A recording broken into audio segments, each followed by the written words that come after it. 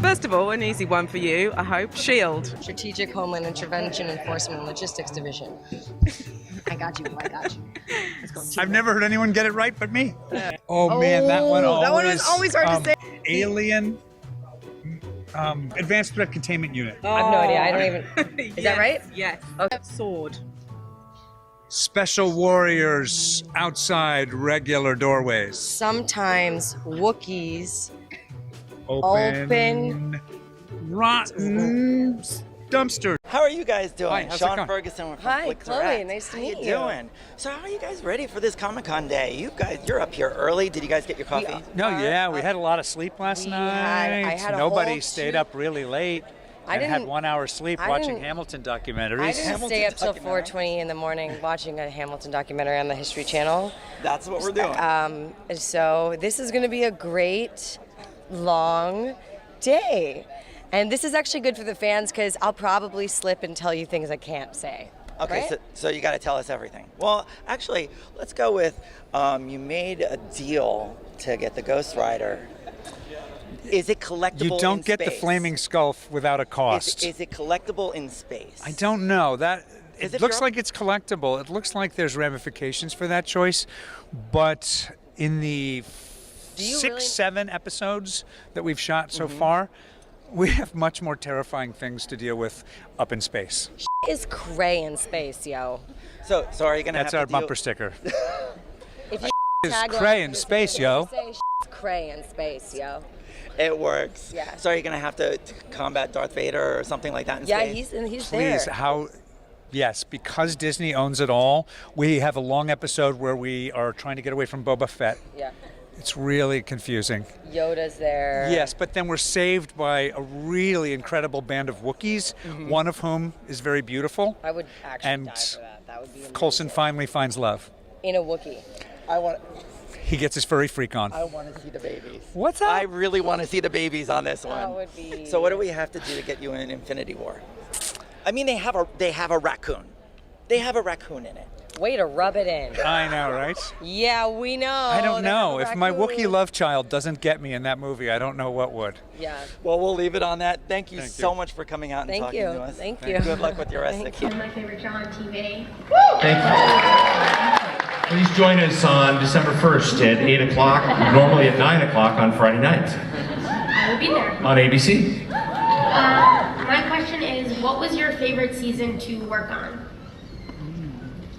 God, every season just gets better and better. I feel like we just get closer as a family, and I feel really, it's kind of crazy sitting here looking at everyone here and knowing that we've done 96 hours of TV and we've been together for so long. So the more time that we get to spend, or at least me, I could be alone. They could all hate me, I don't know. But the more time that I get to spend with these people, it's just been, the relationships get richer and it's been so much fun. I love you guys. I love you too.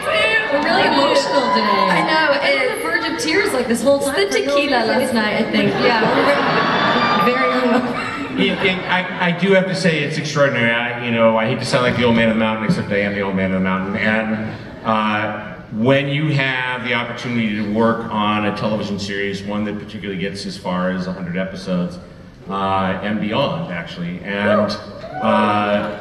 and for this cast, you have to understand, like they work all week long as hard as anybody I know. Ridiculous hours and into the night and in places where there's not anything to be able to do except their job, and then they somehow find time to like hang out on the weekends and they watch the show together, like they're legitimately a family, and I think that speaks to... We all live in one big house. It's a different show,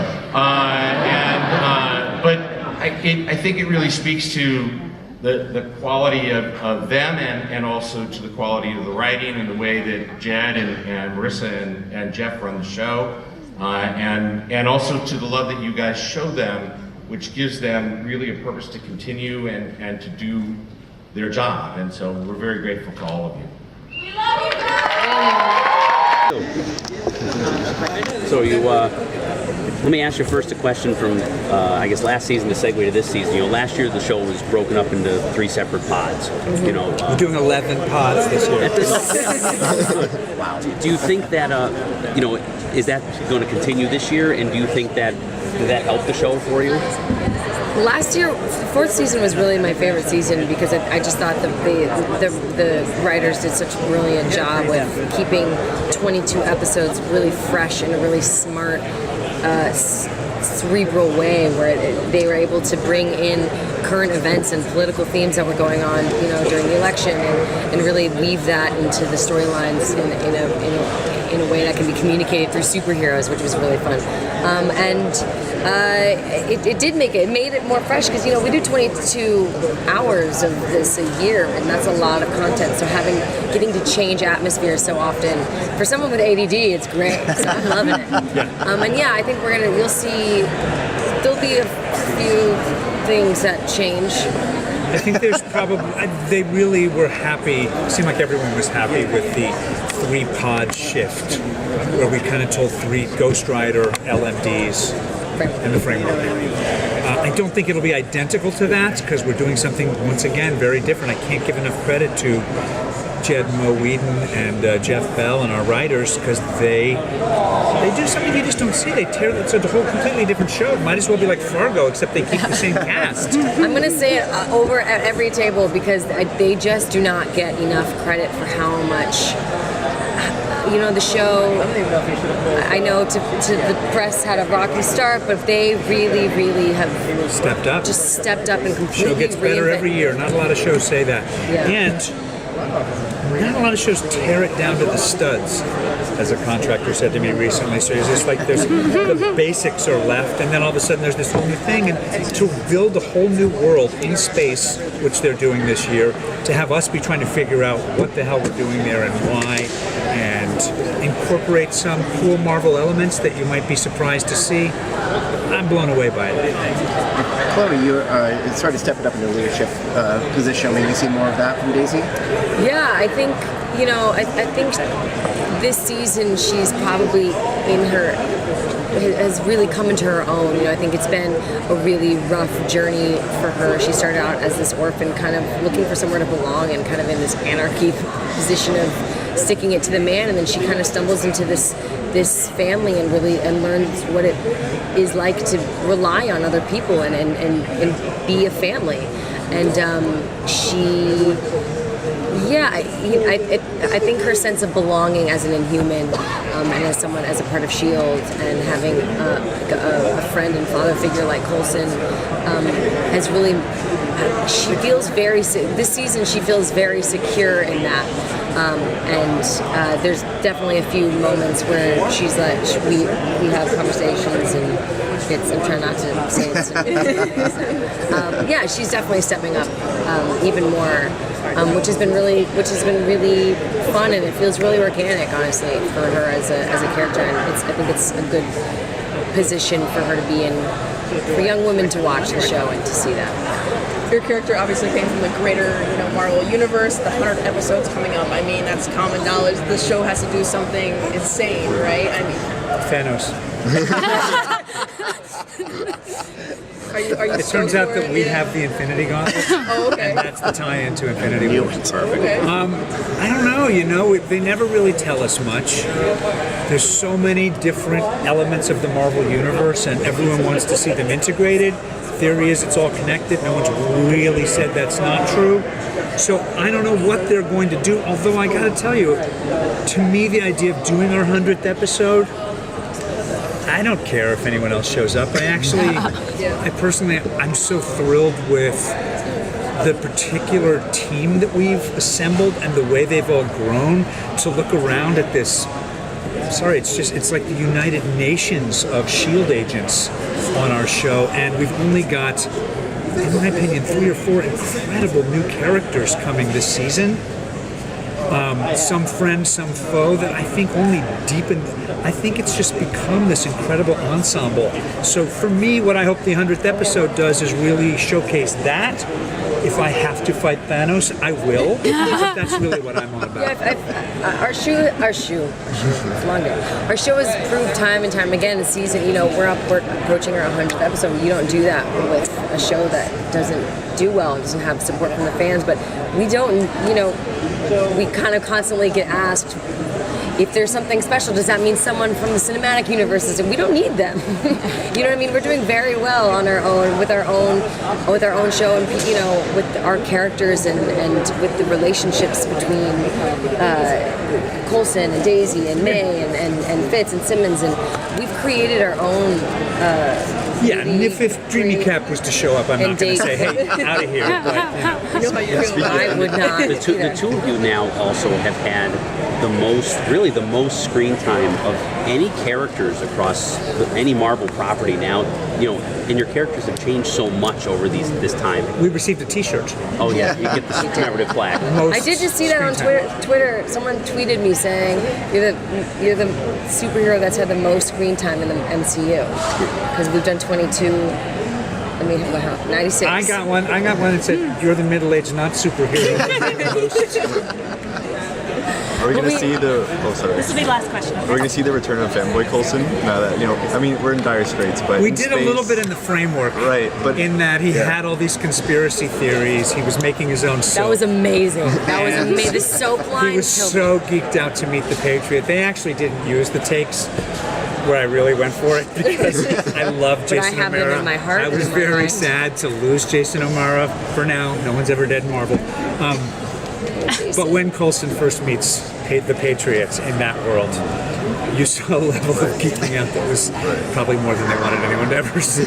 Teacher Coulson might have been one of my favorite iterations of Coulson. Deal with Ghost Rider, is that going to have something to do with Wire and space? Like, you know? It's a really good question. I wish they told us that so I could answer that.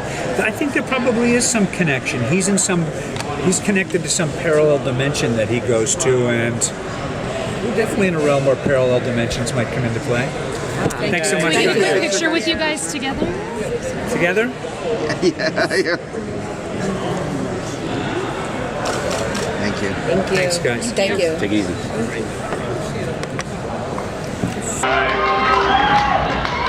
You know her as Sky, you know her as Daisy, you know her as Quake, now you know her as Chloe.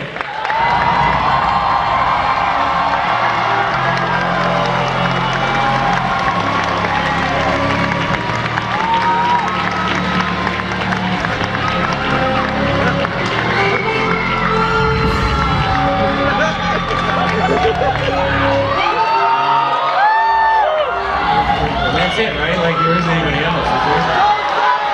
Yeah. Talk about what you did on that planet with that.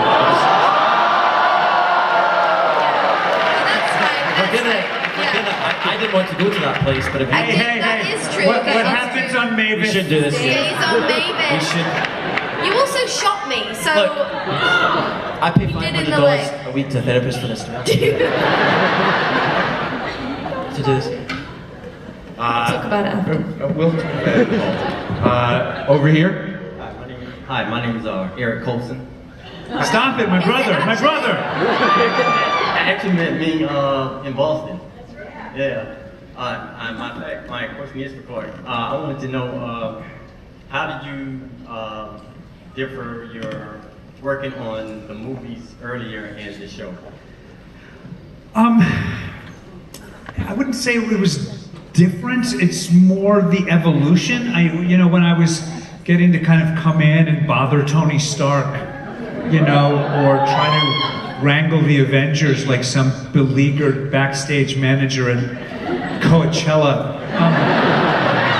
There was one specific kind of thing that Coulson did, and they gradually revealed all these secrets that he knew and the things that he was good at.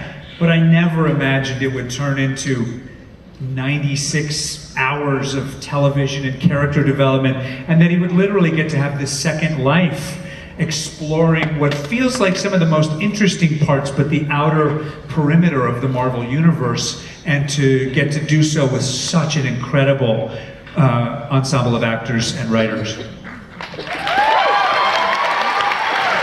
Thank you, Mr. Coulson. Just to give a counterpoint to it, Chloe, what was it like having Clark, No. normally by your side, Now going, let's do that again. I didn't really quite get what I wanted. It was awesome. It was awesome. You know, obviously he knows these characters better than pretty much any director that we could have come on and direct, and he brought he pulled performances out of people that other people would not have been able to do, and he also brought so much comedy, which I wasn't expecting, and it was really fun. It was fun. It was so good. You guys are gonna love it. There, you're okay. Hi, you're waving. Hi. I remember. I'm still dizzy from Ian's kiss. Oh my god, I forgot. Okay, hi guys, my name's Karishma, I'm from New Jersey. Hi, Karishma from New Jersey. I just wanted to say, number one, huge fan of the show. My friends and I came as the Avengers to support you guys. You should all stand up. We want to see you all. Woo! Nice. So, number two, this past season was literally the best season so far. It meant so much in light of events that are going on in the world right now. And last year, at last year's ComicCon, I floated the idea of Clark Gregg running for president. Yes, and then they did a background check? Well, screw the background check, because this time I really seriously want to know, would you please run for president? Sure. But then he would trust me when I say that's not something you want. I don't think I could do worse, but I still.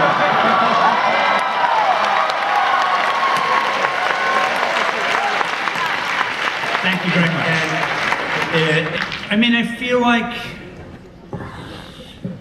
like there's been so many. I guess I would say.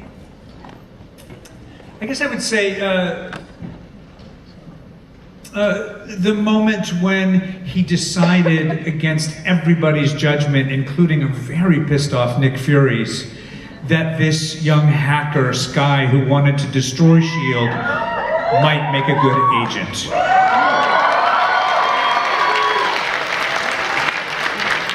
Compared to how your characters were in season 1, compared to the beginning of season 5, how have they grown? How have they changed? You first. How have I not? I mean, the hair alone could be a whole 10-minute interview. I feel like I'm playing a completely different character, yet at the same time, not at all. I mean, they've given me so much to work with, and you know, Daisy does. I mean, she's literally had like 7 names, so that there's that. But she's grown so much. You know, in the beginning, it was all about kind of finding her family. And then there's the realization of, oh, this is my family, and it's kind of been like her figuring out what it means to belong somewhere. Because I think something that I know resonates with the fans and resonates with me, and the human aspect of the show is it's really about belonging and what it means to be family and what it means to being I can mess up and they'll still be there behind me, supporting me. And you can choose your family, and that it's been such a growing experience for her in that way. And she's had a mentor in Coulson. A number of them. Can I talk about this? Yeah. So she went from being a angry hacker living in a van, trying to take down secret organizations like S.H.I.E.L.D. with terrible emotional abandonment and wounds from being left on a doorstep and adopted, to someone who discovered a whole history of who she was that was dark, and then discovering and gaining powers and learning how to deal with those powers and taking responsibility for them and stepping up into a role where she saves people and shows up for people. There's a young woman learning how to be powerful and own it story there that is so important and resonant. And when I see young girls show up, young girls of all different nationalities and ethnicities show up dressed like her at a con, it just gives me chills. And I think Chloe doesn't get enough credit for the amazing journey she's taken this character on. And And I actually think it mirrors the incredible journey that this 19-year-old actress who hadn't done that much has gone on, and the depth that she's gained in her work as a result of it. It's inspiring to me. It makes me better. Oh, God, I'm going to give you that money later. This is true. Thanks. All right. Clark has been it's funny because he's such a mentor for me off camera. No, but he really is, and it's been so incredible to grow alongside the cast and as Clark as our leader off and on screen. We are so lucky to have this cast. It's really we're all. It's such an intense family experience, and I feel like we all have grown so much together just from going on this ride together.